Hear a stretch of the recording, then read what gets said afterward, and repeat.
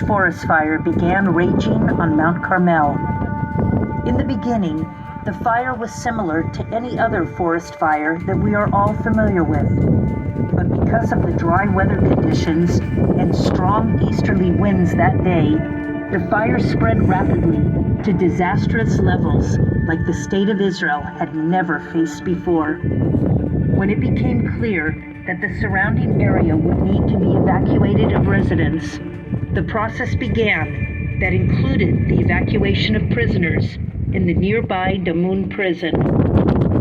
The decision to evacuate the prisoners was done according to the values of respecting human life that is central in the Israeli prison services. For this reason, a bus loaded with cadets and personnel from the Israel Prison Services, ready to aid in transferring the prisoners to other facilities, made its way to the Damun prison. While climbing up the nearby narrow serpentine road, the driver realized the fire had already reached the road, forcing the bus to turn around. Along with the bus were two police cars, a fire truck from Afula, and a photographer in a private car. As the convoy of vehicles made its way down the mountain, the fire suddenly was in front of them, and they were completely blocked from both directions. Some of the prison personnel raced off the bus onto a hiking route that in that moment was still clear of fire and considered safe. Once again, the brutal fire changed direction, sending flash fires towards the bus and the surrounding area. The huge walls of fire caught everything in its path, eliminating in seconds any signs of life. The inferno that ensued cut short the lives of brave young men and women, some of the best this country had, in a fire that did not distinguish between race, gender, or religion.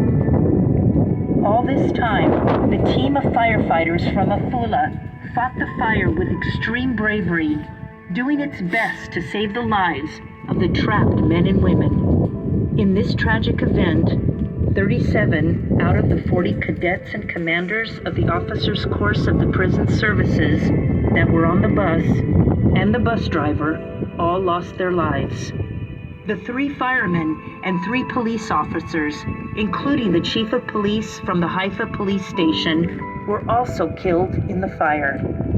May their memory be blessed. The state of Israel invested enormous efforts to desperately try to extinguish the fire.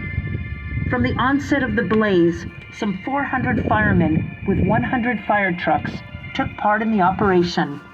But as the fire continued to rage out of control, all firemen from all over the country were called upon to assist in the efforts. The engineering corps of the IDF operated heavy equipment to open roads in the forest, and the Air Force coordinated all the airborne activities. When it was found that local means were not sufficient, there was a call for international assistance in which 19 countries took part, including Russia, the United States, several European countries, our neighbors in Egypt and Jordan, and even fire trucks from the Palestinian Authority came to the country's aid. By the 4th day, the fire was fully contained, and the local residents were gradually allowed to return to their homes.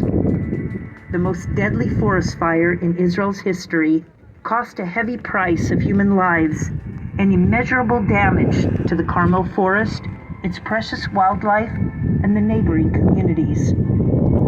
Over the years following the disaster, the Israel Nature and Park Authority and the Jewish National Fund has made gigantic strides